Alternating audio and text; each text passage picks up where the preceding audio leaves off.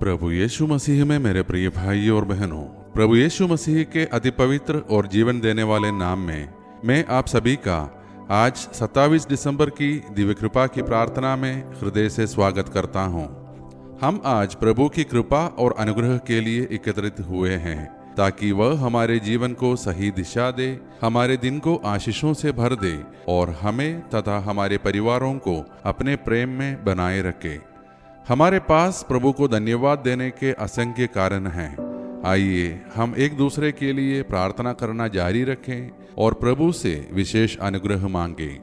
अक्सर लोग अपने जीवन की शिकायत करते रहते हैं, पर हमें यह नहीं भूलना चाहिए कि जो जीवन हम आज जी रहे हैं वह लाखों लोगों का सपना हो सकता है। आज हम सब जाग रहे हैं, जबकि बहुत से लोग आज सुबह उठ ही नहीं पाए। आज हम सांस ले पा रहे हैं, प्रार्थना कर पा रहे हैं।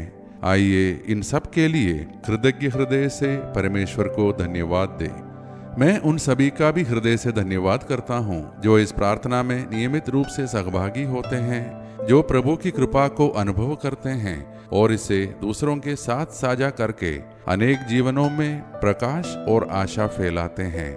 ईश्वर आपको इसके लिए भरपूर आशीष दे। आइए हम आज का वचन पर मनन करने से पहले प्रभु यीशु का हमारे लिए संदेश सुने। मेरे प्रिय बच्चे, मैं तुम्हारे बहुत निकट हूँ। तुम मुझे देख नहीं सकते, पर मैं तुम्हारे साथ हूँ। मैं तुम्हारी जीवन की हर खुशी जानता हूँ और हर पीड़ा भी। जब तुम थक जाते हो, मैं तुम्हें विश्राम देना चाहता हूँ। जब तुम अकेला महसूस करते हो, मैं तुम्हें आश्वस्त करना चाहता हूँ कि तुम कभी अकेले नहीं हो। डरो मत, मैं वही हूँ जो आरंभ से था, जो जीवन का वचन है। मैं आज भी तुम्हारे जीवन में कार्य कर रहा हूँ।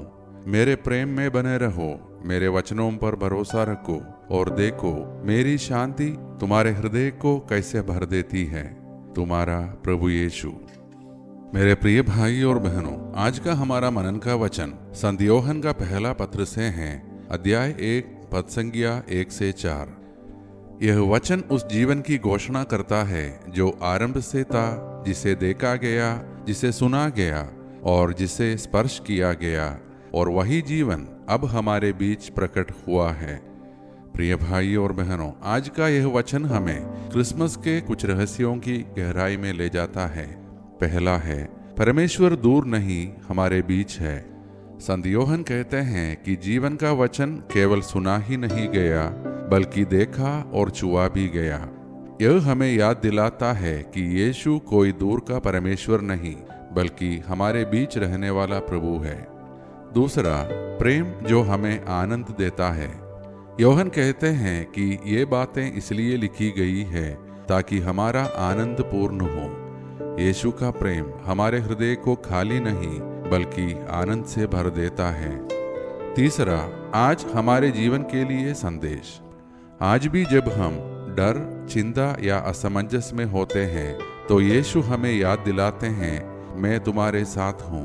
मेरा प्रेम तुम्हारी ढाल है और मेरी उपस्थिति तुम्हारी शक्ति। आज का वचन हमें आशा देता है कि हमारा जीवन अर्थहीन नहीं है। परमेश्वर हमारे साथ चलता है और हमें सच्चा आनंद देता है। तो अब आइए मेरे प्रिय भाई और बहनों, हम सब अपने आप को परमेश्वर के हाथों में सौंप दें और मिलकर प्रार्थना करें। हे सर्वशक्तिमान परमेश्वर, जैसे हम इस नए दिन की शुरुआत करते हैं, हम अपने जीवन के इस अनमोल वरदान और उन सभी आशीषों के लिए तुझे धन्यवाद देते हैं जो तूने हमें उदारता से प्रदान की है। हे करुणामय परमेश्वर, हम तुझे धन्यवाद देते हैं कि क्रिसमस के इस पवित्र समय में तूने अपने पुत्र यीशु को हमारे बीच भेजा ताकि प्रेम, आशा और शांति हमारे जीवन में बनी रहे। हे प्रभु, हम उन सभी के लिए प्रार्थना करते हैं जिनके लिए यह क्रिसमस खुशियों से भरा नहीं रहा, जो अकेले हैं, जिन्होंने अपने प्रियजनों को खोया है, जिनके घरों में इस बार हंसी और उत्सव की कमी है। उन्हें अपनी उपस्थिति का सुकून दे। हम उन लोगों के लिए प्रार्थना करते हैं जो इस क्रिसमस पर अस्पतालों में, ड्यूटी पर या कठिन परिस्थितियों में हैं। उन्हें यह अनुभव करा कि यीशु उनके बहुत निकट है। हे प्रभु, क्रिसमस की आत्मा सिर्फ एक दिन तक सीमित ना रहे, बल्कि हमारे शब्दों, हमारे व्यवहार और हमारे निर्णयों में बनी रहे। हमें दयालु बना, क्षमाशील बना और जरूरतमंदों के प्रति संवेदनशील बना, ताकि हम स्वयं तेरे प्रेम का माध्यम बन सके। जहाँ निराशा है वहाँ आशा जगा, जहाँ कठोरता है वहाँ कोमलता दे, और जहाँ अंधकार है वहाँ अपने पुत्र यीशु का प्रकाश चमका। हे प्रभु, हम अपने परिवारों को तेरे हाथों में सौंपते हैं। हमारे घर प्रेम, शांति और खुशी से भर जाए। हमें एक दूसरे की संगति में सुकून और अपनापन अनुभव हो। हम अपने बच्चों और युवाओं के लिए प्रार्थना करते हैं। उन्हें अच्छा स्वास्थ्य, बुद्धि और सुरक्षित भविष्य प्रदान कर। जो आज जन्मदिन या विवाह वर्षगांठ मना रहे हैं, उनके जीवन को नई कृपा और आनंद से भर दे। जो दुखी और पीड़ित है, वे यीशु में शांति और सांत्वना पाए। जो शरीर, मन या आत्मा से बीमार है, यीशु के पवित्र नाम में उन्हें चंगाई प्रदान कर। हे प्रभु, हमें और हमारे परिवारों को हर पाप, हर बुराई, अचानक और असामान्य मृत्यु से बचाए रख। हम अपने देश और संसार के शासकों, अधिकारियों और नेताओं के लिए भी प्रार्थना करते हैं कि आप उन्हें बुद्धि और करुणा प्रदान कर, ताकि वे मानवता के कल्याण के लिए कार्य करें। सभी युद्ध समाप्त हो, धरती पर शांति, धार्मिक सद्भाव और भाईचारा स्थापित हो। ये सारे प्रार्थनाएं और हमारे मन के अन्य प्रार्थनाएं हम समर्पित करते हैं उस बालक यीशु के नाम में, जो चरनी में जन्मा और हमारे हृदयों में वास करना चाहता है। आमीन। मेरे प्रिय भाई और बहनों, यदि आज की यह दिव्य कृपा की प्रार्थना आपके हृदय को स्पर्श किया हो, तो कृपया इस प्रार्थना को अपने परिवार व मित्रों के साथ शेयर करें, ताकि उनके जीवन में भी आशा और प्रकाश फैल सके। हम कल दिव्य कृपा की प्रार्थना में फिर मिलेंगे। तब तक प्रभु हमारी देखभाल करे और हमें सुरक्षित रखे। आइए अब हम सब मिलकर अंतिम आशीष की प्रार्थना करें।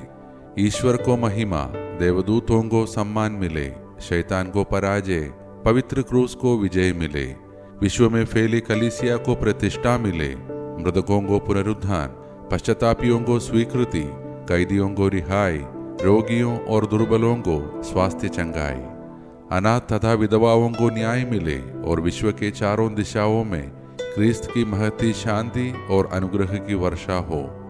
हम पर जो कि दुर्बल और पापी है, संपूर्ण विश्व पर उसकी सीमाओं तक हमारे प्रभु यीशु क्रिस्त की अनुकंपा और करुणा उतरे और छाई रहे, अब और अनंत काल तक। आमीन। धन्यवाद के साथ स्तुति का